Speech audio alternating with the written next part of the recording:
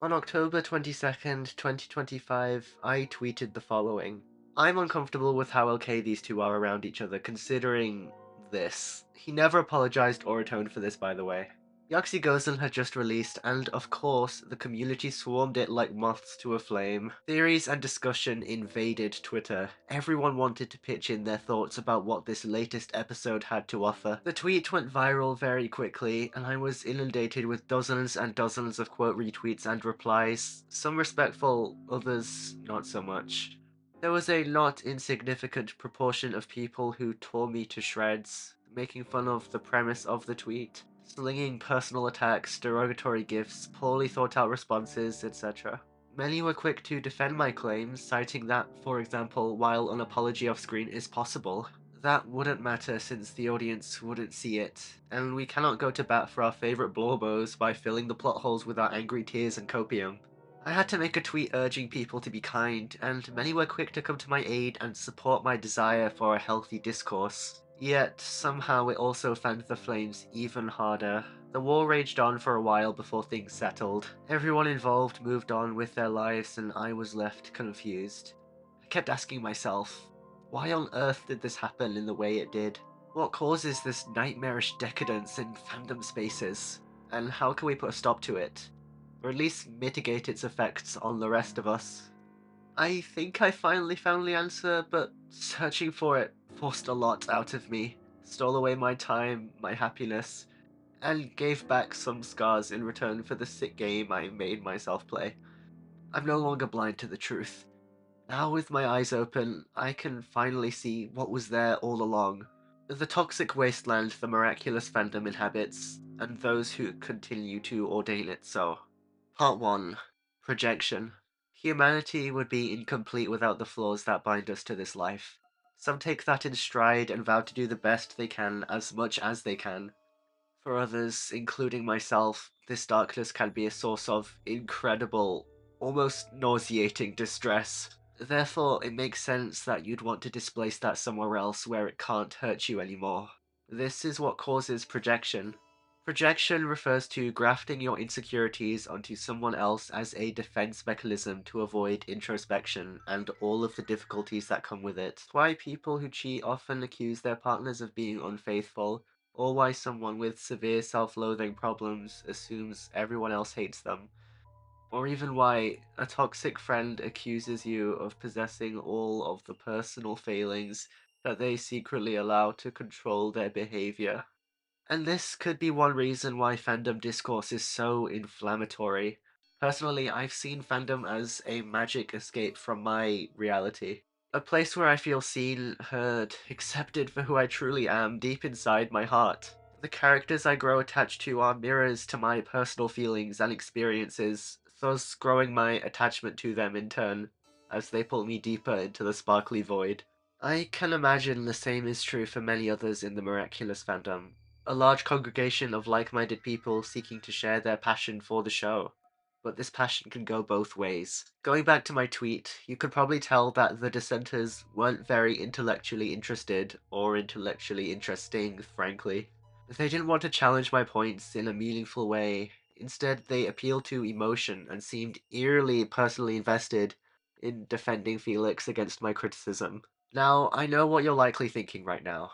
Thea, are you saying that the people who defended Felix are guilty of the same crimes as him, and that they're projecting that onto him? And to that I say, no, of course not. That would be a disgusting argument to even think about making. Projections aren't one-to-one. They're made up of the turmoil of the projector, a completely nebulous concept that twists and bends in agony as it finds a host. It doesn't matter why the host was found, it only matters that the host was found. Similarities can be found between the projector and their host, sure, but this isn't an exact science, it's an emotional thing. It's different for every person. Every person is going to project onto their chosen host at different levels. Instead, what's actually going on here is a desire to maintain the rosy view the character in question holds in the dissenter's mind, because they act as a buffer between them and their pain. They see themselves in what's good about the character. What comforts them is that familiarity. It takes them to their happy place, so to speak. And who exactly am I, then, to storm in and rip that happy place away from them? Part 2. Escapism. I've experienced a lot of difficulty in my life. I was abused a lot growing up, bullied by my peers at school for being different from them, been tormented by OCD to an extremely distressing degree. And so, I found Miraculous Ladybug to be the most important form of escapism for me. I can forget about my dreary life for 20 minutes at a time and lose myself in a version of Paris that I can get behind. I've become extremely fixated on this world, these characters. Everything about the show brings me warmth and comfort that is beyond measure. And that's also likely due to my neurodivergence. To the uninitiated, I'm autistic.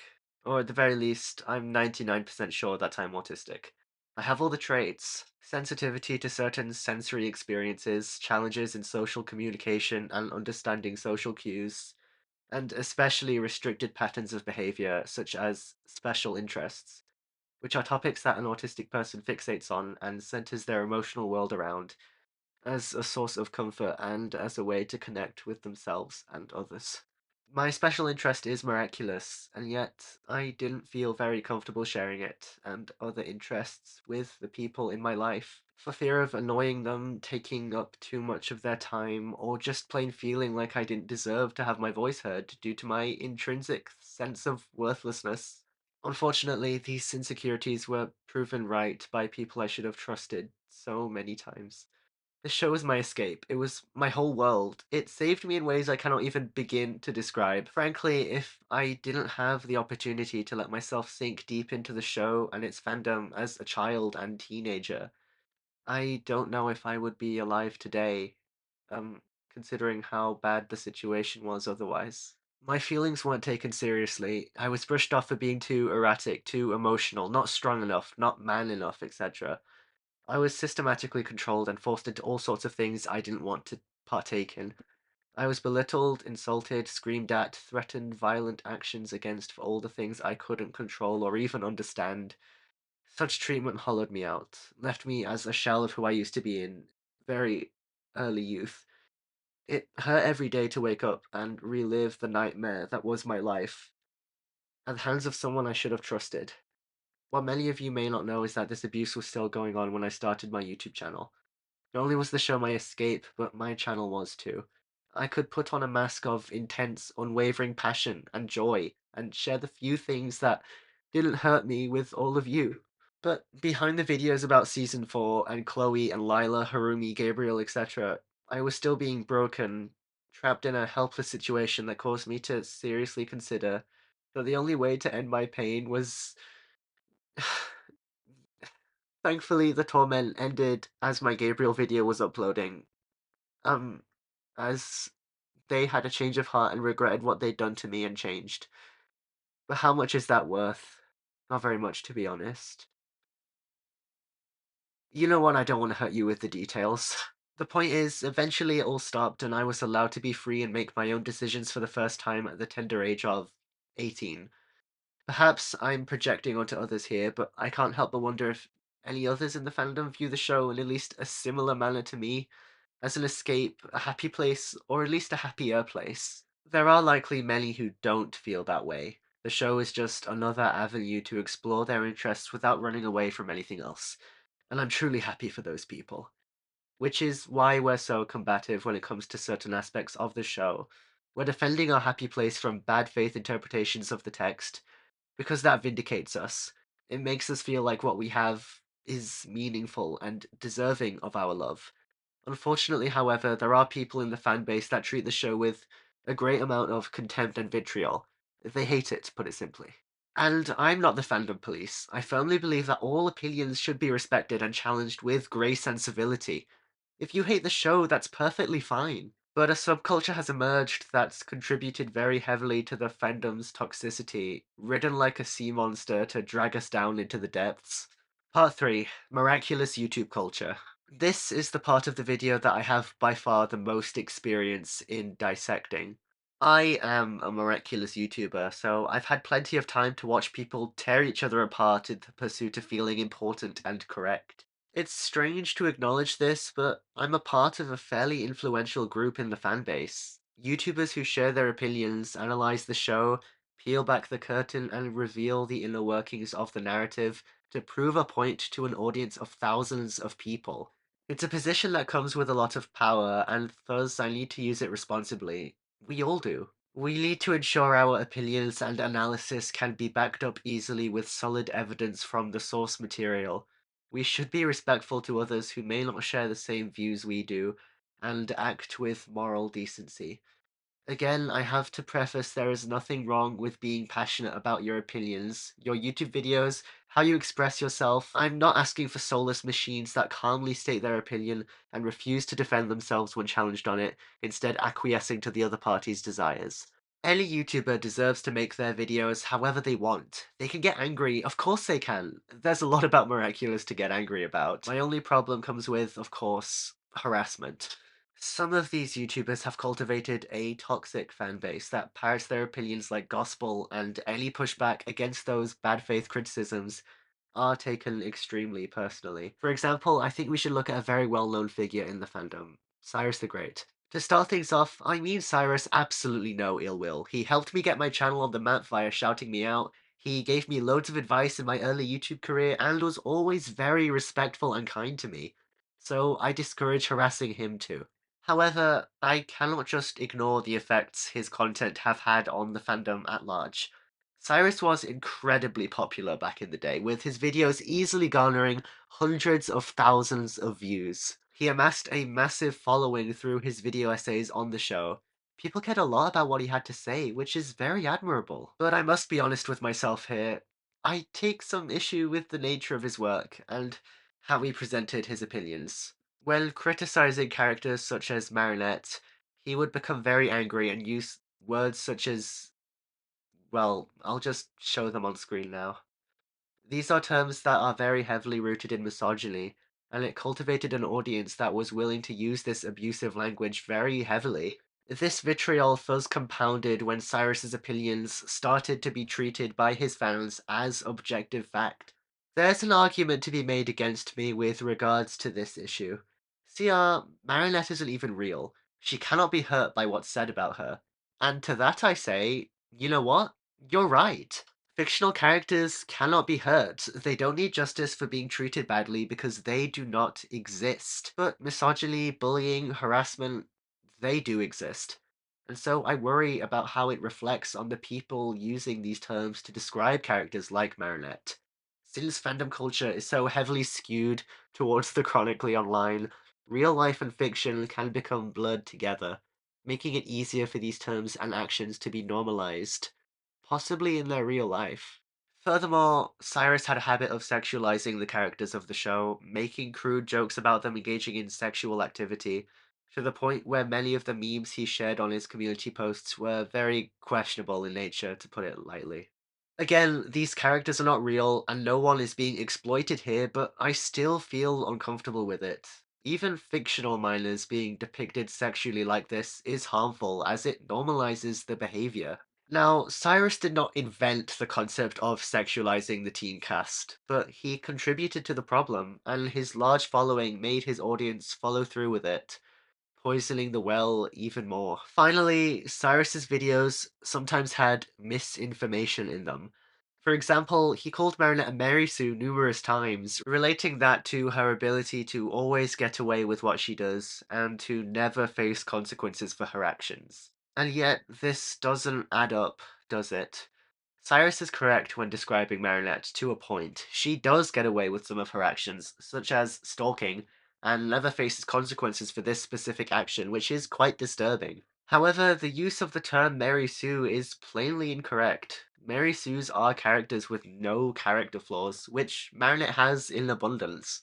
Her stalking, for one, but also her need to do everything herself, her love for Adrian driving her to make many mistakes, such as what happened in Strike Back. Now, again, Cyrus can hate Marinette all he wants. I just wish he was more careful with how he was describing her, how he used her in his memes, and how he analyzed her character. Because, to highlight once more the misogyny that's been allowed to grow from Cyrus's fanbase, the constant use of these misogynistic slurs against Mari has caused much of the fandom to demonize her excessively.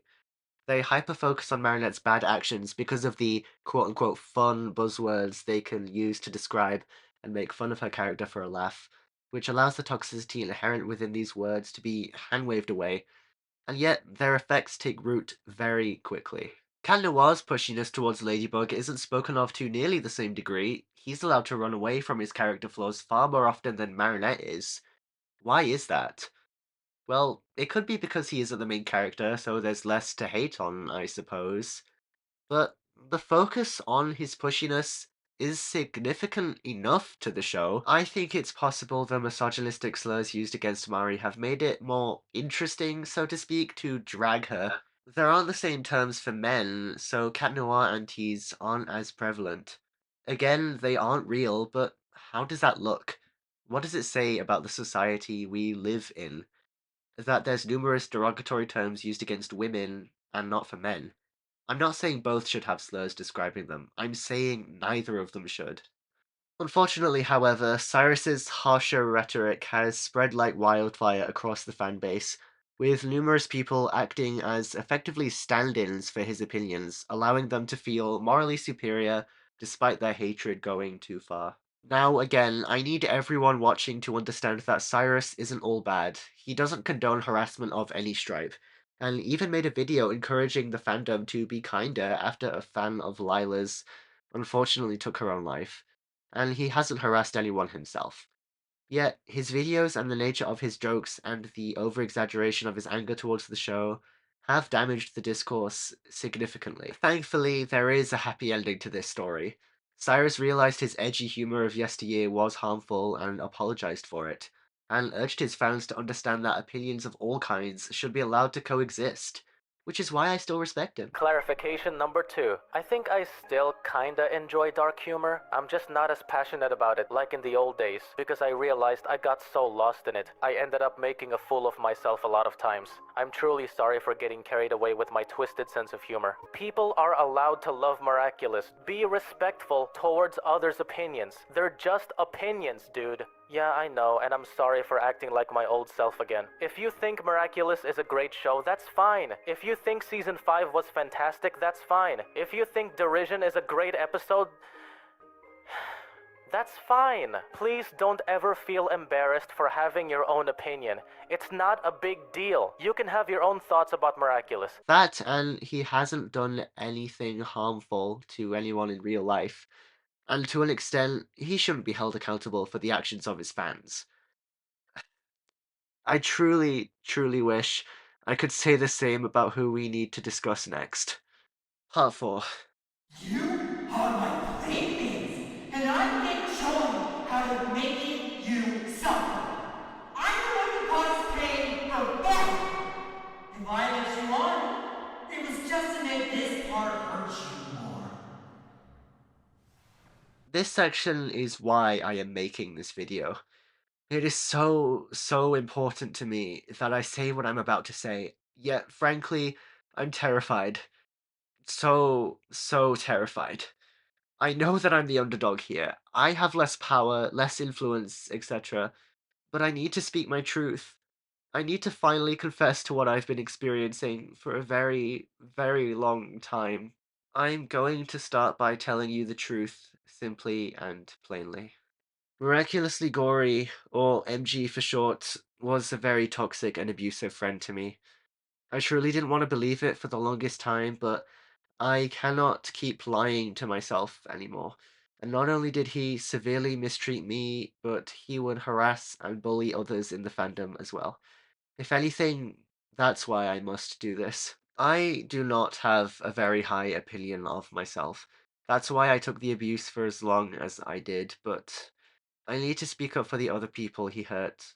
I need to make things right. So please pay attention to everything I say during this section, because what I share with you might help you recognize red flags and prevent yourself from being hurt in the same way I was. I'm not going to pretend that this is going to be easy to write and record. In fact, it's probably the hardest video I've ever had to make, and that's because it's just so personal to me, and I'm going to try not to cry, but if I do, you're just gonna have to forgive me. Maybe being more emotionally vulnerable on a video will I don't know, help some of you in my audience by showing you that, you know, it's okay not to be okay. And that if you're if you need help with any mental health issues you may be struggling with, please know that you're not alone. It's hard to know that sometimes, but it's true. Anyway, I need to tell my story. Me and MG first became friends in around April of 2024. He was a fan of mine, and I was a fan of his. He made some videos that really inspired me in the same way Cyrus's did, and I thought that if I connected with him, we could make a really good project together. But there was a little bit more to the surface of things than I was willing to admit to myself at that time. I was incredibly lonely. I didn't have any friends at this time, and I was just looking to my YouTube channel as an escape. And so when I met MG, I felt this connection that I hadn't felt in over 6 years. I finally thought that I had a friend, and it was a wonderful feeling. I finally felt less alone in the world. In our first messages, MG was incredibly amicable and friendly to me, mainly because he didn't really know me at that time, and so he didn't really have anything to use against me, which he would end up going on to do the more we got to know each other. But at this time, I would call this the honeymoon period of the friendship. We would talk about things for a very long time in these messages, and it was really nice. I finally felt like I could just ramble on and on about the things I loved without feeling like I was being a burden to the people that I cared about. Because I had somebody new to care about, and they seemed amicable. So, anyway, we made the season 4 video, and it did pretty alright. I'm very proud of the work that we both put into it, and even though things would go on to become tumultuous, to put it lightly, I'm grateful that we at least had this as a symbol of what we once had. As you can see in these screenshots, he was really kind. He he said that I could let him know if I wanted to do another video with him sometime in the future and that this was an honor. It was an honor for somebody to work with me on something, and it felt so good. It felt like I finally mattered, and I was just creatively using this as an outlet for the way I felt about the world and about myself. I felt like I belonged somewhere. I belonged with someone as a friend, and I mattered to them in the same way they mattered to me, which it's a very rare feeling for me. Anyway, past the season 4 video, we were still friends. We would still talk almost every day, message each other about whatever, and this was still the honeymoon period. It was still good here. Like almost only good. As I record this, I still question whether or not this was nearly as bad as I thought it was, that maybe I'm just being too overdramatic and that whatever happened, it really was my fault, but deep down, I know that that isn't the case because other friends have told me what really happened was bad, but I'm getting ahead of myself. I just felt the need to justify why I'm doing this to anybody who might think that I'm doing something wrong here. I'm really sorry. I feel like people who go through things like this can relate to me in this aspect of blaming yourself and wondering whether or not what actually happened is as awful as not only what you deep down believe it is, but what other people who you should trust are telling you it is. Because this way we can at least control the situation. Because if it was our behavior that caused this little schism, then we can change and we can prevent it from happening again. But if it's out of our control, then what is there to do but mourn the loss, I suppose, and I'm still not sure if I'm ready to do that. Anyway, the point is, things were good for quite a long time. I'd say over a year after this, things were still good, more or less. And yet, the cracks started to show in the friendship when I started noticing some troubling things about him. Things that I tried so hard to bury in the darkest recesses of my mind because I did not want to admit to myself that somebody who I befriended myself, like nobody else forced it, it was just me. I decided to be friends with this person, the idea that they could have some troubling aspects to them made me wince, and so I did not want to believe it, and so that led to me turning a bit of a blind eye to the way he treated other people in this fandom. And to that, I sincerely apologize. NG tends to express his opinions on Miraculous in very objective terms. Like, he tends to moralize things quite a lot. Like, if you like this certain part of the show, then you're a bad person. For example, the London special, which MG famously hates, which, okay, that's perfectly fine. He is well within his rights to hate the London special. However, he goes about stating his opinions in a very, well, problematic way, I suppose, is the word for it. He gets really angry in this video, and he posits this video as a way to call out the fandom, so to speak. Because hearing people call Meredith's feelings her guilt, and how they blame Gay for why Mary's lying, ignoring the freaking obvious, and how they say her actions are framed as wrong, yeah, I don't see people pissed off at her choices, is enough to explain the state the Miraculous Fandom currently is. I'm convinced if Adrian did what Meredith did in the special, people want his ass dead. Is it because you actually see the wrongs that keep repeating? Or is it because he's not a female? Just try and deceive me. Please. I'll pretend to care.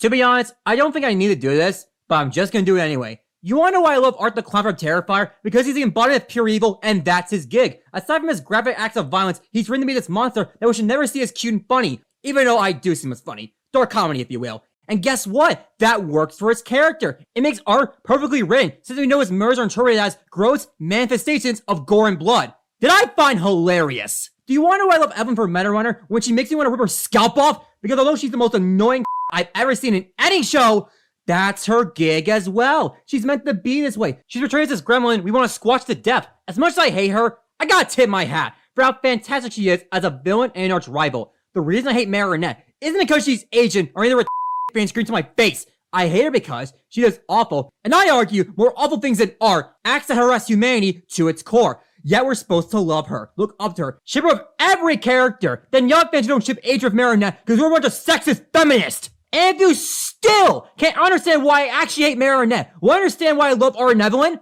then I know exactly what you are deep down. You're an embarrassment like no other, desperate to save your like Marinette from accountability. Now isn't that ironic? And he made a community post about how if you feel bad for Marinette in the London special, then Thomas Astruc has successfully made you his B-word. I thought that was rather extreme because it seems quite inflammatory and also just very demeaning as a way to talk about a very large subculture within the fandom that is actually willing to take Marinette's actions in a more well-meaning and understanding light. He would make posts about people's tweets that were more positive towards the show, or even Marinette, and criticize him for the way he was going about stating his opinions, and he would basically just incite harassment campaigns against these people. I'm going to start with one of the bigger MLB tweet accounts, Ally. Ali? I'm not really sure. I'm sorry if I mispronounced your name. Now, Ally and MG have been at odds for a while now, and I have seen this discourse from afar, been an outsider looking in, not wanting to get involved out of fear of backlash. Put it simply, Ally's tweets were being put on blast by MG on his community posts, and people in the comments were criticizing her, and actually just borderline bullying her. Recently I reached out to her to ask her if she wanted to tell her story in this video, and she obliged. I'm going to read to you what she said to me in those messages. Well, at first I had no idea my tweets were being blasted on YouTube. One oomph DM'd me like, OMG, you're famous, and the link to a post of me featuring my tweet. At first I was like, OMG, I'm on YouTube. But a quick look at the channel and what my friends on here were saying about the YouTuber, I learned that it wasn't something to be thrilled about. I sort of fell into the rabbit hole then, going through all of my posts he had posted on there, and even I can admit some, or really a lot of my opinions back then were dumb. Like, even I see that. But the comments on all the posts were crazy hateful. Not towards my opinion, but more towards me. I was still very new to the fandom and the whole being blasted on YouTube thing, so the hate really got to me. From being called the R-slur by some to the B-word, etc., I wanted to respond to every comment defending myself. But when I did that once or twice, it resulted in quite a few people being hateful and directly to me now. It messed with my head bad, knowing hundreds of people thought this way about me and hated my guts. So obviously I wanted to retaliate, which is why I quote retweeted his channel and hated on him here. But that was blasted and I got even more hate. A few random accounts from here replying to me here and just being pretty hateful and annoying. And I could block, yeah, but I wasn't going to stop doom scrolling the hate ones on YouTube. It got to a point where I had my mum put a lock on my YouTube so I could stop. Which is dramatic now, but I just got so sick of not being able to explain myself. Eventually, I stopped looking at the channel or engaging, and MG stopped too. I think I commented once or twice on some dumb post hating and mischaracterizing Marinette, even today when Finn made that recent post. But yeah, overall, I just stepped back from it. It was too much dealing with it all when I had exams and other priorities. Ally is 16 years old. She's a child, and she had to bear the brunt of this horrific online harassment campaign directed against her by MG and the things that he was saying about her. And the worst part about it to me is that I was somehow duped into thinking that Ally was the bad guy here. MG in Discord calls would gloat about kind of just owning the haters, including Ally, and retold that story very happily and in a very arrogant way, I suppose, just talking himself up about how he really showed her and slapped her down. And yet, I felt a little bit queasy, but I tried to support him because he was my friend, and I was afraid of losing him or making him angry with what I really thought about what was going on here. And an even worse example that actually personally involves me is Finn, the Alia truther from Twitter. Finn and MG have never really seen eye to eye.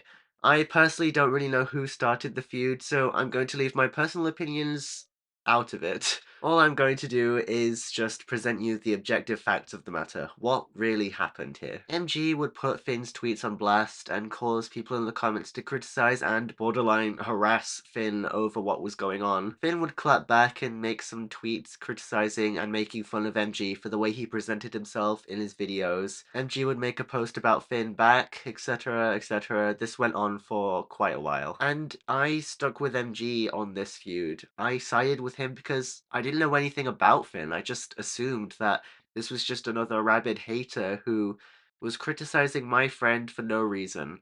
And it was easier for me to buy into that narrative when I was completely ignorant, willfully ignorant, regrettably, to all of the things that MG did and said and acted like that were problematic. That is until August of 2025. Finn made this tweet, and I quote retweeted them with this tweet. Thus, that ended up becoming quite popular because Finn's account on Twitter was already fairly popular, and so I was able to effectively piggyback from their success somewhat. And anyway, Finn replied to that post and said, "OMG, I love your videos." And that's when I realized Finn was a fan of my content. Frankly, a lot of people on MLB Tweet are, and those same people are the ones who were critical of MG and the way he conducted himself. That was the first inkling I got that things might not be quite right regarding my friendship with MG, but it would take a long time for me to truly come to grips with that fact. The point is, that kind of started a chain reaction where we would tweet each other and start replying to each other and having conversations on Twitter, and eventually we decided to move it to DMs for a more private experience, and that was when I actually became their friend. If it's okay with you, Finn, I just want to read a message that I sent you and what you said back so that I can elucidate the situation and all of the turmoil that I was going through regarding this new friendship. Because it was really eating away at my soul, and I want everybody to truly understand what I was going through. I need to provide as much proof as possible to what's been going on. Although I am pretty good friends with another YouTuber who doesn't like Marinette, hates her actually, and that's never really bothered me. He can get quite angry in his videos, but he's been quite amicable and friendly in one-on-one chats with him. He's been a massive help in improving the quality of my videos, and I'll always be grateful for that. It became very clear to me almost immediately after we first began chatting that his anger in his videos is exaggerated for comic effect. That's a lie. I was lying to myself there, and I will provide you with proof of that fact. Anyway, this is what Finn said. OMG, MG. Oh, you know him. He became quite popular quite quickly, and I'm really proud of him. Not meaning to shit talk, sorry if this is awkward, but I just don't vibe with him after he plastered my posts on his wall, mocking me and some of my mutuals. Which I understand it's a character he puts on for YouTube, but damn is it low-key hurtful. Oh, sorry, I didn't mean to bring anything hurtful up. Oh no, it's completely fine. I watch his videos sometimes because gaining perspective is always nice. Although I do notice he tends to call Marinette the B word a lot, which has rubbed a lot of people the wrong way because of its roots and links with misogyny, which I doubt he's intentionally trying to be that way. It does make me realize, though, that sometimes in general the fandom can be quite bigoted in microaggressive ways in general, like the Alia whitewashing and how so many fans excused it for the longest time. People making fun of Kagami's cultural name, the homophobia Mark and Nathaniel got through the positives of the ruler's release. I suppose I've been a bit nervous and guilty about this, because I honestly enjoy talking to you, and you seem like a nice person to be friends with. But MG's also been my friend since last year, and has also been quite nice and helpful too. I suppose I hoped I could make it work regardless. I don't want to downplay your hurt, of course, though. OMG, no, you don't have to worry about that. It's completely fine, and honestly, I have no trouble with your friendship. Honestly, I don't hold anything against MG. He seems fun and not intentionally malicious. Thanks for being so nice. It means a lot. Of course, I love talking Miraculous and other stuff in general.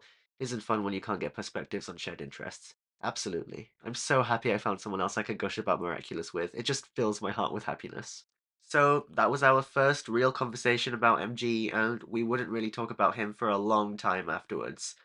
But MG caught wind that I was friends with Finn, and this is what he had to say about that. Although, today has started out very eventful and crazy in such a good way. One of my tweets finally popped off. And this person with over 4,000 Twitter followers told me they loved my videos! Ah! Maybe Twitter will help my channel grow after all? Same person who talked shit about me, buddy. Oh no, I'm so sorry. What should I do? And by the way, you know this because I told you, like a week ago, mate. Is Shadow Moth really the main topic your brain thinks of all the time? Mostly that, Zelda, Miraculous, etc. I'm not really sure what to do about this now. Maybe I could get them to understand who you really are? Don't make an ass out of yourself. That shit ain't happening.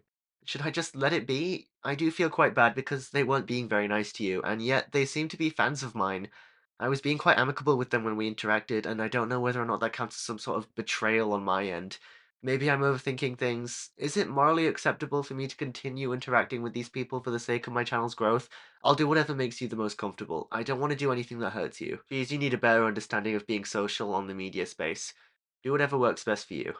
Alright, I'll give it some thought. Thanks for being so understanding. So you could see he was mildly irritated about this, but he didn't try to force my hand or anything, and he let me make my own choices, which I do appreciate, but things did eventually get worse. I feel like I might have triggered him too much with how much more time I was spending with Finn over the months. Making him jealous? I really don't know. But what I do know is that there is proof that he was jealous of me. If I have a hit tweet that gets thousands of views, should I reply to my own tweet promoting my YouTube channel, or is that bad form? Keep the momentum up first. When you've got good pacing, do it. Because I guess my haters consider you a saint. I'm sorry. A few weeks later, me and Finn did a live stream on my YouTube channel where we just rambled about Miraculous for ages, and it was really nice. We're both really on the same wavelength for so many different things about our neurodivergence and the way we express ourselves.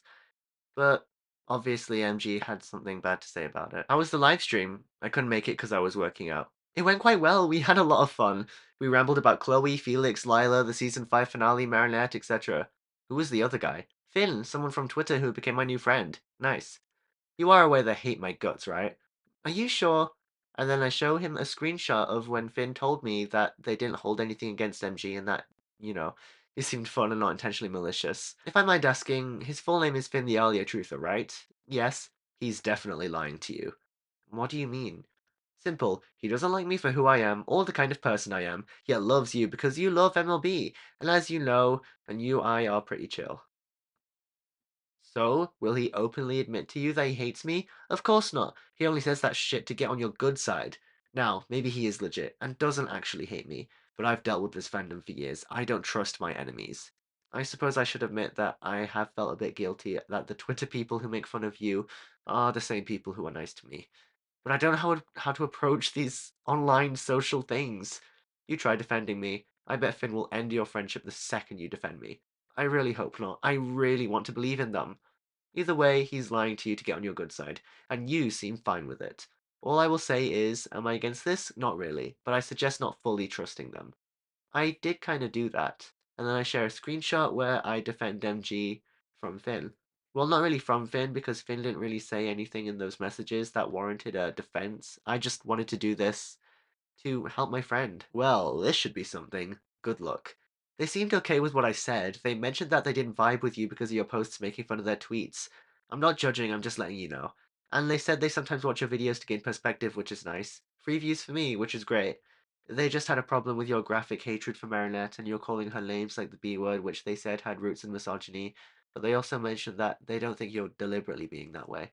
Oh yeah, they do get offended from me swearing. Newsflash, if she acts like a B word, then she is, and she is a B word, then she's a B word. Anyway, I'm off to dinner. Keep what I said in mind anyway to stay safe, unless you want to get taken advantage of and played a fool. Okay, I will. Then a few months later, we had this exchange. Look at what your best friend on Twitter wrote about me. Yeah. Do you know what's funny? Do you remember this? That is Finn's lovely reply to you about me. So not only does he hate me, he also lied to you. Let that sink in, mate. I don't know what to say. Here's a suggestion. Finn manipulated you to get on your good side. I really believed in them, and I believed them when they said they didn't hold anything against you. Are you this spineless? Of course he didn't mean that shit. Obvious from the get-go. It's quite difficult for me to know people's intentions. I've always tried to see people as well-meaning and trusting. Now you've learned to never trust someone fully until you know they mean the shit they say. Like me, for example. I meant all of what I said before. I genuinely don't even know what to think, so I think I'm just gonna give you the facts.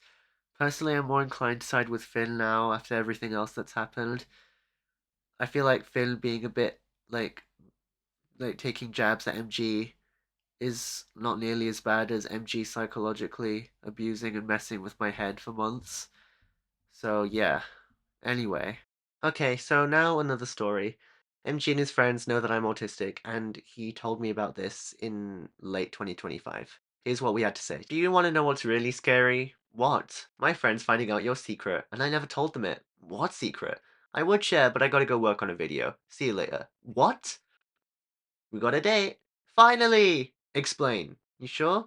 Because you probably will panic. Just tell me already. Alright, don't say I didn't warn you. They know you're autistic. Okay, so? Didn't you make it clear you didn't want this out? In my real life. Sorry, maybe I should have specified. Honestly, if it becomes obvious online, then that's okay. So, what made them figure it out? Your behavior. Anything hashtag specific? There's one. The hashtag? Bingo. Also the all caps, your energy, how you don't act 18 most of the time, they quickly caught on. How old do I act? 13 to 15. You know, people used to tell me when I was little I was very serious and mature and stuff, like an adult. Like I was the most serious and moody 6-year-old you could meet. So did they talk about this on Discord in voice calls and stuff with you or something? Discord calls. We all every day. Oh, you talk about me during those calls, how sweet. So they knew about my neurodivergence, and yet this didn't stop them from discussing and talking about me in the way they would go on to. And I think it's about time to stop burying the lead and go into the really, really bad stuff. Also, ever since I was little, and even now, the following image scared me senseless. Come on, man, I knew you were weak, but not pathetic. Unless this is some poor trick of yours. It's true, I'm not lying, I promise. Right, please explain why. Okay, the trees look so off, so scary looking, like parasites. Uncanny, like they shouldn't be here. It's actually scary. I could barely keep myself together enough to take that photo. Actually, I have a pretty big fear of plants. Interesting. You're going to exploit this, aren't you? And then he shared an image of the trees to scare me deliberately, and I, at the time, deleted it because obviously I was afraid and I did not want to see that in our chats for fear of, well, the trees, obviously. I hope you know I actually jumped when I saw that, you psychopath. Why, thank you. You're gonna tell your friends about this, aren't you? I already did. They think you're a P-word. They said that? Or I said that to make you feel worse. Okay, they said you're weak and you need to man up. They actually said that? That they did. Man. And then he sent more. Stop, it's actually scary. And then he just kept spamming the image loads of times. I hate this. I legit screamed and went, oh my god, when you sent this, you psychopath. I am not joking. And then he kept doing it. Sure you are. Just admit you're lying to get me. Stop it! I wish I was lying. Stop. Enough. No more. And then this just keeps going on and on and on. Even now when I have to scroll through these chats, it does make me scared.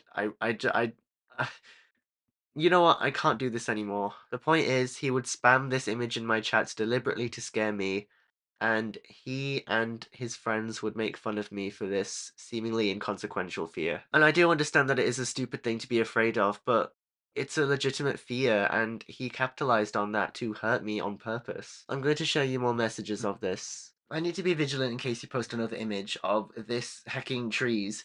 What are you and your meantime friends saying now? They said these trees look cool. You don't know what you're saying. They don't. In the episode, they shake as well. It's horrifying. They shake. They move. I hate it so much. There's only some trees. Shut it. You know nothing.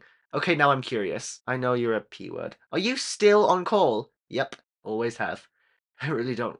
I really want to know what they're saying. They are saying grow the F up. Is it too much to ask for you to record it? I need a message. Here's a message. So basically, that's the point of that story. Now it's on to when it gets even worse than this. I opened up about my traumatic past to MG because I thought I could trust him with that information. I told him about how much I was being bullied at school and how much I was being abused at home by somebody who I should have trusted in the past. And this is a conversation that was born from this knowledge. I was spamming the has been hotel is worse than MLP tweet to kind of get back at him for spamming the trees thing, and admittedly it probably was really annoying to him, and I apologize for that. But I feel like his response was a little bit, well, it's moments like this where I understand why you're such a P word in high school. Jeez, what do you mean? You're annoying as F and people want you to shut the F up. Actually, you mean that? Yep. No wonder you got bullied. Is this another trick of yours? I really hope it is because wow, if it was, I'd admit it by now. Yes, but remember when you said that you didn't want to be friends anymore over hecking Noe and I kept probing you about it being fake and you kept saying it wasn't and then it turned out to be a lie? I know, times change, don't they? Maybe this is why you're so well with your Twitter friends. They could be as annoying as you. Made to be even. You said that last time as well. All I'm saying is, if I had you as a classmate IRL, I'd ask you to shut the F up. Because how can an 18-year-old grown man act this immature? Listen, in my defense, you kept spamming trees at me despite knowing I was legitimately deathly afraid of them. I just wanted a lick back, as a tease. Your lick back wasn't even good. To be honest, why should I even take that seriously? You never step out of your comfort zone, like, at all. It's crazy how one boy cannot try something new all his life. It makes me wonder a tiny bit. Did your parents raise you well? Is that a genuine question? Like, do you actually want to know? No, it's a jab at you, but I still meant everything else. You're annoying, immature, and above all, a P word. That's why I understand why you got bullied in high school and never did shit. That seems a tad victim blamey, doesn't it? Are you really saying I deserve everything that happened to me? Because it wasn't just name calling, you know. I really, really hope this is just another trick of yours. Please tell me you're just fooling around. How about I simplify it for you? I believe if you don't have any dignity, self-respect, standards, and of course self-love, then how the hell can I take you seriously? I wasn't like this in high school. I'm actually really shy and reserved IRL. My YouTube/online CR persona is the side of me I keep hidden IRL. The bullies were verbally and physically harassing someone who always kept to themselves and never talked or bothered anyone. Now I'm lost. So you weren't bullied, or you watched someone get bullied? I was bullied. That person was me, who I'm describing. So say it was you. God, you enjoy being a coward. Okay, fine, it was me being bullied like that. I was the quiet, shy one with no friends who was relentlessly picked on because I was an easy target and wouldn't fight back. Even during my high school days, I didn't let anyone talk shit to me after freshman year. I socked someone in the face and made their nose bleed. Like hell am I gonna get harassed? And you didn't do anything? No, my parents talked to teachers, but they barely did a thing. In fact, one of the bullies got to go to a theme park for being slightly less bad than usual. So I was right. Zero dignity, zero self-respect, zero standards, zero self-love. You know both parties would get punished at my school if I did what you did, and I'm deathly afraid of punishment. I was a little rule follower through and through. So you're afraid of consequences, huh? No wonder you felt bad for Marinette in the London special. I'm afraid of being punished for misbehaving, so I never misbehaved. I've seen enough. What do you mean? I'm really sorry if I said anything that hurt you. Really, I am. I've seen enough to confirm you really are a coward, and you enjoy being one when that will destroy you. And then, like, 2 hours passed, and he said this. If I let you on, it was just to make this part hurt you more. Jack's quote to tell you I'm tricking your ass. So you feel better? Also, yeah. And then I scream, what? Ephemeral's anniversary of my deception. So you don't think I'm annoying as F, and you don't think I deserved what happened to me? You're annoying at times, but the rest was fake. Okay. You do realize people aren't supposed to like him, right? He is a villain. Do you realize people aren't supposed to like Shadowmoth? He's the villain. At least I don't emulate his behavior. Yeah, you do. How? Memorizing all his dialogues. Yes, but I meant like being mean and evil like him. Honestly, would saying you're evil and mean even mean anything to you? You like it, don't you? You're describing who I am. You know when you told me you like empathy and I didn't really understand that? Now you know. Ever since the Noe incident and this, now I finally get it. Hold on, I want to test something. If I told you that your little trick today made me cry, how would you feel? I'd feel rejoiced because I hit you where it hurts. Also, like you would cry from that, come on now. Did you forget who you're talking to? I'm deathly afraid of Mickey Mouse Clubhouse trees. Of course I'd cry from this. Oh, you mean these? I'm looking away from my screen right now, but he spams the trees again. But enough about this plant thing. I don't think I can physically take talking about it anymore. Let's divert our attention away from me for a change and talk about MG's behavior and his friends' behavior towards others in the community again. It's about a YouTuber called Haze Clarke, someone who I hold a great deal of respect and admiration for, and I was very excited when Haze reposted one of my tweets and I went to MG to gush about it with him, and he wasn't very kind about it. Haze reposted it! Ah! My friend calls her Glaze Bath. Okay, what? Who? Haze Clarke. They call her Glaze Bath. Yes, but why? Haze has done literally nothing to deserve that awful nickname. They hate her guts. Seriously? Yep. Mostly her theories are dumb and she's a narcissist.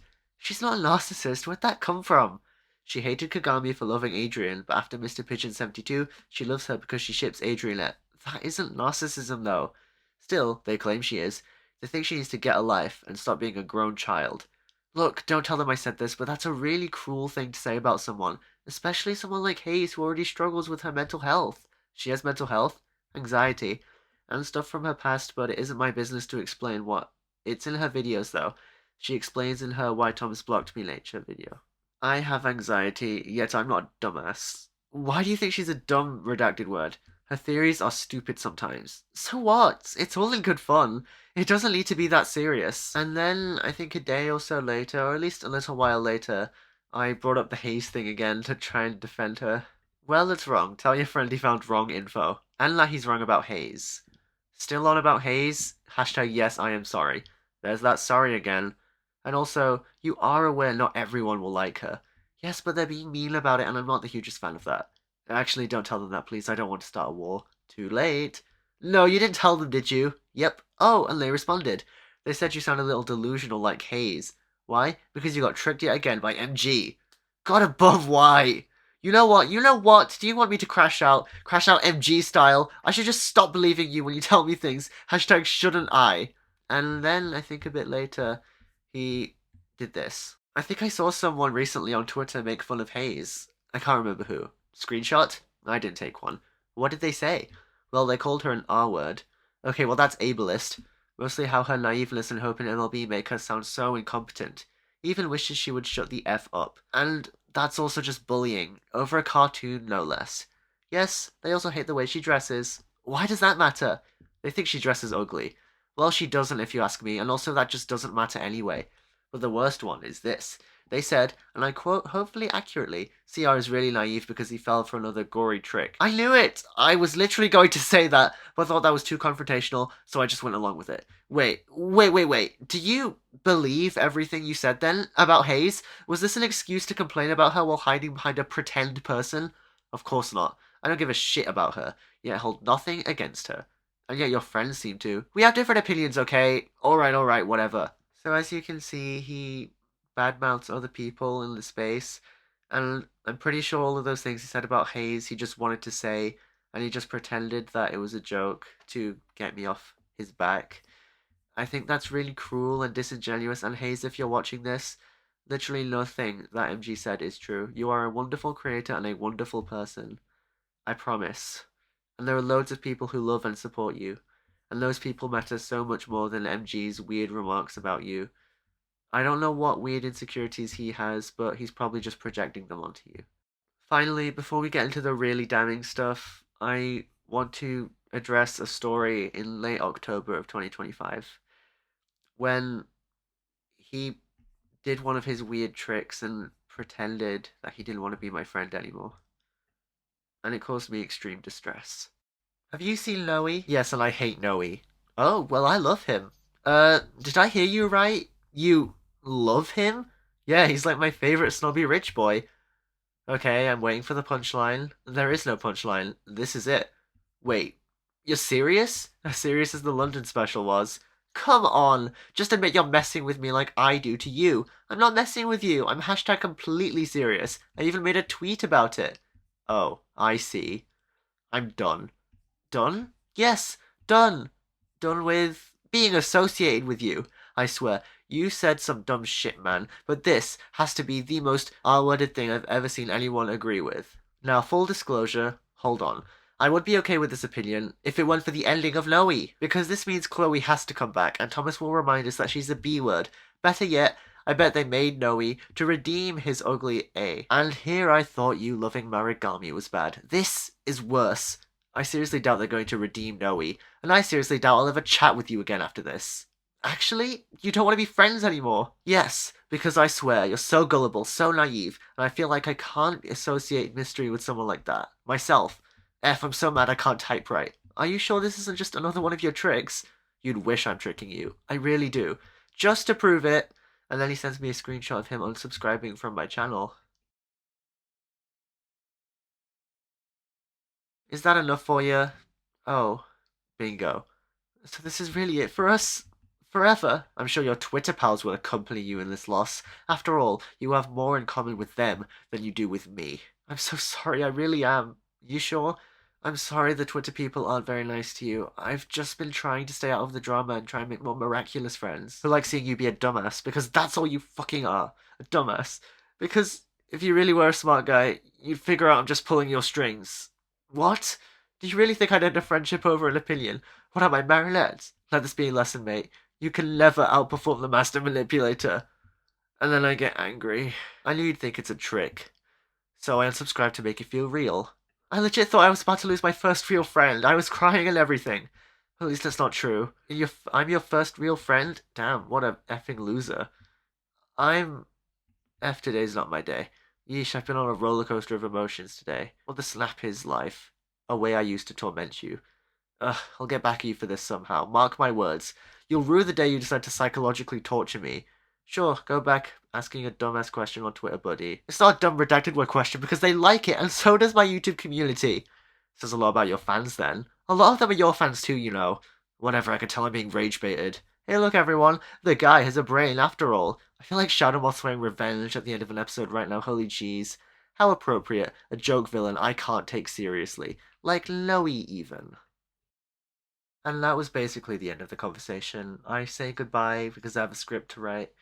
But you can see how he just messes with me and tortures me psychologically over things that shouldn't matter, like opinions over cartoons for 8-year-olds. I don't understand why this matters so much to him, and why he decided to hurt me so badly, so many times. About my other traumatic things. I'm not going to tell you in specifics what they were, and I'm going to kind of cover up the specifics, but I still want to show you what he said about these things. So, to put it generally, because this video is long enough as it is, he thinks that my love for Season 4 and Shadow Moth is cope for my trauma, and that might be true to an extent, but I guess he would kind of be a bit, I don't know, MGE about it, which hurt my feelings secretly. I opened up to him about how hard life was for me and how much I just wanted to escape the pain in the only way I knew how. This is one such conversation. I have a very metal animation idea. Lila tries to kill Marinette based on the ending scene of Perfect Blue. I don't know why, but I always end up envisioning that ending scene in the movie being like my YouTube self trying to replace and kill me IRL. We genuinely feel like completely different people. Don't say that. What do you mean? Stop saying your YouTube self and real self are real people. But yet, please stop having these thoughts. It's really concerning, man, even for me. I'm really sorry. Stop saying sorry and start taking action. As far as I can see, you aren't doing a thing to fix your life. Unless you're doing something I'm not aware of. Well, I did go on a walk today, if that counts for anything. You gotta do more than that, and I know what your biggest issue is. What is it? You seek approval from people who can give two shits about you. I can't believe that. Tell me why, please. and then I tell him why. I don't want to share with you what that was. I can't let go of these people because then I truly have nothing. So your friend doesn't mean a thing to you? Or your online friends? Or me even? Is that what you're saying? No, of course not. That isn't what I meant at all. I can only be around these people, and yet the approval and love of, them still means so much to me. Okay, and they are monsters. I don't want to say this, but you need to hear it now. That they're monsters? Yeah, that's all I want to share with you. The rest is really, really dark and horrifying. You don't need to know about that, okay? The point is, I would go on and on and on about my traumatic past, and I'm worried that I was really annoying him with it. I'm sorry, MG. I'm sorry. I just I thought I could trust you with it, even in spite of the way you were treating me. Look, I just don't even know what to say at this point. I'm sorry, I'm not a perfect victim, everyone. I know I may have had a part to play in this by continuing to go on and on about how hard life was for me, while not really taking his advice because of how hard that was, considering the things he would sometimes ask me to do. I do not have any proof of this story, but I can assure you that it did happen, and I really do hope that you trust me when I tell it to you, because I would not lie to any of you. I was talking about my abuser, and MG told me to take a knife and stab him. I don't know how serious he was being, but it was really terrifying. I told him that there was no way I would ever do that, and I didn't do that. I promised I didn't. But it was really scary. I don't know how serious he was about me doing that, because if I did, then I would go to jail, justifiably so, for murder, and he would probably be tried for instigating that. And did he not care about that? Did he not care about human life? I just don't know. I mean, clearly he does. He's told me things that make it clear that he does care for people, but I just wish I could have been one of them. Really. I truly, even now as I record this video, want to believe that he did care about me to an extent and that he was trying to help me in his own MG style way. But I don't know. I just, maybe I wasn't grateful enough. Maybe I wasn't doing enough. I really don't know. You can come to your own conclusions. I just need to share my story with you. I'm just going to skip to the end now. The part that hurts the most. Please forgive me if I get emotional when I read these messages, but they really hurt me. So, recently, on a Monday, I was just texting him on a random day, telling him things that I do, but he wasn't seeing any of these messages. Now, he would leave me on read a lot. Even when I would ask him questions, sometimes he would just leave me on read. And I would just look past that because I didn't want to jeopardize the friendship by getting annoyed at him or confrontational or anything. And this went on for 3 more days, or 2 more days. The point is, eventually, I texted this to him. I don't know if you're seeing these messages, but if you are, I hope everything's okay. Can I be blunt with you? Sure, what's wrong? I haven't been texting you because I stopped being your friend. What? Yeah, last Monday I stopped. Why? Multiple reasons. It's because you're weird, you're annoying, you're cringe. That's the best word to describe you. Cringe. All the time you talk like a child. All the times you act like a kid when you're 18, pushing 19 for who knows how long. I actually felt embarrassed when you said Hawk Daddy or Gaby Babe. It made me feel like a dad gravely disappointed in his kid. And it hasn't gotten better since then. It's almost as if you like making an ass out of yourself. Self-hatred, maybe. Could be. I know you gave me a reason why, and I'm sorry that you had to live through a horrible life, but I just can't take it anymore. I feel embarrassed being associated with someone who thinks saying Gaby Babe is cool. And newsflash, you aren't cool, honestly. Stop pretending you are. And what really bothered me recently is you and Finn. Who Finn? Yeah, Finn. The guy who talks shit to me and, oh yeah, lied to you. Let me guess, you forgot, didn't you? You forgot he lied to you when he said, I'm cool with MG. I get his whole over-exaggeration. Turned out to be a lie. Even when you've Even remember you feeling ashamed falling for his trick. And look at you now back with Finn. I know what you'll say, but he's my friend and he loves MLB. Okay, and he still hates me. Your so-called brother, like you told me last week. So you like being pals with someone who treats your brother like shit, if that's the case. And I think what made me want to stop is how you never listened to me or take any of my advice to heart. I gave you advice for your season 6 part 2 video, and I saw none of those changes at all. I tried. I said get rid of that I'm so sad Gabe died part in Mr. Agrest. Didn't listen. Why? Because you love him so much. You love Shadowmoth so much. No one cares. No one effing cares. There's no surprise my friends think you're cringe as well. It's not just me, there's more.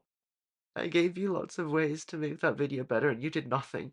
No wonder it flopped. Maybe that's saying much, but it feels spot on. Point is, I can't take it anymore with you. I know deep down you are a good kid, you mean well, and you really love MLB.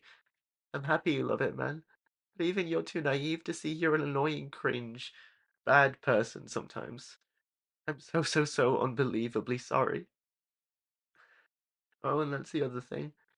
It's always I'm sorry, I'm so sorry. But what do you do to change? Nothing. You do nothing to improve. That's the worst of it, in my opinion. You do nothing to improve as a person. It's always an excuse, it's always a relapse, it's always something to prevent you from changing. But like I said, you are too naive to even see you need help. Thankfully, I'm nice enough to say this. Here is what's gonna happen next. I will let you stay in my server. I won't kick you out. I won't tell anyone about your personal life. I won't do a thing to sabotage your YouTube career, but in exchange, I want you to not talk to me ever again. Ever again. Ever again. Maybe in voice call on my server if you join, but yes, ever again. I don't want you to speak to me. Are you angry with me? I am. A lot. Yes? Oh, and one other thing, stop trying to please people who don't give a F. Then again, you probably aren't going to take any of my advice, like always. I don't know what to say. I just want to say something, anything, but I just don't know. I've been such a bad friend. I told you so much about my life and my problems. I annoyed you by being cringe. Yep, I really am too annoying to be around, aren't I? I'm just so sorry, MG. Listen, it's not too late to change, man. You can still love MLB and still be a mature human being. Someone who isn't annoying to be around. Also, you still have friends, so you can stop being annoying and start being bearable. But I'm done. It's too much for me. I want out. The last thing I'm going to say now is this. You need to get your shit together, both mentally and personality-wise. You really need to make life changes as soon as possible. Do not sleep on this advice, because after this I'm found not typing here again. I understand. I'm not going to pretend I won't miss you a lot, but that shouldn't have to be your problem. You've done enough for me, and I've done nothing back. But take up your time. I'm not surprised you hate me now. After what I've done to you, please take care of yourself. Goodbye. Don't forget anything I've said. Trust me, I won't. And that was the end of that. Honestly, I can't help but blame myself in this situation. I feel like if only I just didn't open that can of worms and send us both down the rabbit hole of my trauma, then maybe we could have still been friends. Maybe he wouldn't have been bothered by how I was, but even still, in those messages, he detailed so many different reasons as to why he no longer wanted to be my friend. Not every single one of them had to do with my trauma. Some of it was just because of who I was as a person and how he found that irritating. How he and his friends would make fun of me for my neurodivergent traits. My fears, no matter how trivial they may seem, were genuine, and they should have been taken seriously by someone I called friend. They weren't, and I thought that I deserved that, but I don't think that was true. I say that with a degree of hesitance because even still, even as I'm recording this, I'm still attached to him, and I know I shouldn't be. But this is just what victims of abuse go through. They develop a trauma bond with their abusers, and it makes it so hard to let go of them, even when they themselves are the ones who let go of the relationship. They they toy with your feelings, use you for their own sick enjoyment, and then they throw you away when you're not fun anymore. That's what happened between me and MG, and it hurts so badly to think about. It's just, I cannot believe something like this happened to me twice, and yet here I am, having to pick up the pieces of my shattered soul and try and move on. So, why am I making this video? Why am I talking about my experiences with Miraculously Gory if really one could argue it doesn't necessarily have to be public knowledge what I went through? That's definitely an argument I tried to justify to myself many a time in order to feel better somewhat about how horrible I was feeling about myself. Well, I think the answer comes down to I am not special. I am not unique in my turmoil. There are many other people, not just in this fandom, but in the world who are hurt by people like this every single day. And no matter how scared I am, no matter how much I worry about this blowing up in my face, I know in my heart, based on what actual, true, kind, caring, and empathetic people have told me in the wake of this situation, is the right thing to do. The right thing to do is to call him out, to hold him accountable for what he's done, to make sure that he can't hurt anybody else in the same way he's hurt me. Because if he can continue to get away with this, then that will just make everything worse. I don't want somebody to end up feeling the way I do right now. I don't want anybody else to feel this way. I want everyone to be happy. I want everyone to take care of themselves and live the best lives that they can with what they have and live according to what makes them feel the most fulfilled. I don't want people to be hurt and abused and degraded and then thrown away in the same way I was. I just can't let that happen to anybody else. One could argue it's like some kind of savior complex. I don't know. But I have been reassured that what I am doing is right, and that it's going to help so many people who were affected by his actions. And I need to keep telling myself that. I can't let myself fall into a depressive episode after this video uploads where I worry about whether or not I've done the right thing for stirring up more drama. I have to believe in my own value, and I have to believe in the value of the others that MG has hurt and harassed and caused hundreds of comments to be thrown their way directly from his actions, from the way he conducted himself online, from the way he belittled and insulted people who didn't agree with him. None of it was right. And as much as it pains me to admit it, the things he did to me weren't right either. I know I feel like I deserve it, but I also know that I shouldn't feel that way. I have to continue speaking the truth for the people who understand what the truth really is. Even if I don't really know how I feel about what's happened in one singular, concrete, easily digestible, understandable way, there are others who do, who are far more sure of themselves. And I need to take these experiences. Somebody who has bared the brunt of the most vitriol from somebody who I really wanted to trust, and use that to warn the rest of you to be careful to who you're speaking with online. Don't make the same mistakes I did. Don't don't let your soul-crushing loneliness lead you to accept anything that anyone takes from you, no matter how egregious, abusive, disturbing, or horrible it makes you. You don't deserve to be treated the way I was, and neither did I.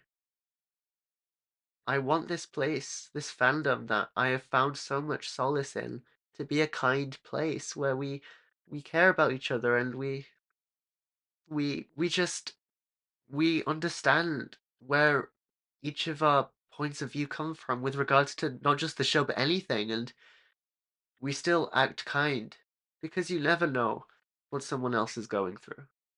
Never. People are fighting battles inside them that you will never hear about. And so it's important that you don't become another problem in their life. you don't hurt them in the same way that they're already hurting deep inside. Because none of you knew just how badly I was hurting when I started my channel. And even now, this is the first time I'm being truly open and vulnerable with you, and that's because I need you all to understand how I've been treated all this time, because I am deeply afraid of MG seeing this video and twisting the narrative, exposing more of the harrowing details of what I've been through that I've told him, because naive as I was, which he always did say, he always said I was gullible and naive. I was too gullible and naive to understand that I shouldn't be sharing so much of the intimate details of my trauma with somebody who I could never truly understand. I I concocted a version of MG in my head that I wanted to believe in, but that version of him just doesn't exist. I should have I should have understood what I was getting myself into when he told me that he doesn't feel empathy for others, that he relishes in causing people pain and making them upset to get a rise out of them and to make them suffer for his enjoyment. I know this might sound stupid, but he really enjoys Jax from the Amazing Digital Circus, and especially his monologue about how he loves to cause pain for fun, and people are his playthings that he gets a kick out of making suffer for his pleasure. I I blocked that out of my brain. I tried to twist myself into all sorts of knots, trying to justify the fact that he was just being ironic. I used irony as a defense for almost everything he did to me every single time, so that I wouldn't break down crying every single day knowing what I was going through. But I just can't do that anymore. I can't live knowing what he's done to me. And yet I have to. I can't give up. Because it's not just me who he hurt. He hurt Finn, he hurt Ally, caused them to get harassed. He poisoned the discourse of the fandom by insinuating that a 14-year-old girl is the devil's incarnate or something. I I don't know what else to say other than please take care of yourselves. Please, I'm just don't let people take advantage of you the way I was. And if MG comes out and he gets really angry with me for what I've done, please remember everything I said to you. Because I promise you, I was not lying to you. It's taken me so much. It's taken so much for me to come out and tell you all what he's done. Because frankly, I didn't even originally. I just blamed myself and I thought that this was all my fault. And I just have to deal with that fact, no matter how horrible it made me feel inside my heart. I I didn't realize that I should tell people my story. It might help them feel less alone and it might help them spot bad people in their lives to stay away from, to protect their peace in the same way I should have from the very beginning. And so, if Phil is watching this video, and Ally is watching this video, or even Cat Blanco is watching this video, I just wanted to say thank you all for standing by me and supporting me during this difficult time. Thank you for sharing your stories. Thank you for opening up the conversation, and especially you, Finn. Thank you so much for always being kind to me, always sticking with me, for always spending time with me, for always being so friendly and jovial and so full of life. Thank you for inspiring me every single day just by being yourself, just unapologetically yourself. And thank you for convincing me that I needed to come out with this story. Thank you for making me realize that what I went through was truly horrible through the way you passionately stuck up for me and defended me and let me know just how badly I was being treated and how much sorrow and pain I must have been going through. Thank you. It really does mean a lot that even though I lost one friend, I guess made up for it by making a few more. And these people actually love me for who I am. And they don't try and change me. And they don't act ableist towards my neurodivergent traits.